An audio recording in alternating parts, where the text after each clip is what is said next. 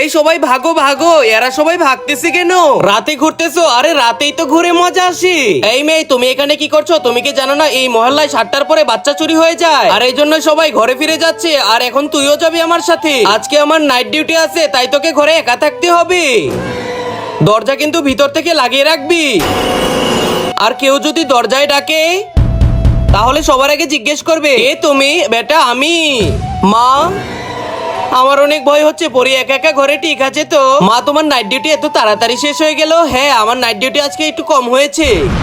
এই ফটোটা কিভাবে ছিঁড়ে গেল? এখন তো আমার আরো টেনশন হচ্ছে। তোর সবচেয়ে বড় বল এটাই যে তুই আমার মতো দেখতে। বেচারি হবে তোর বাচ্চা।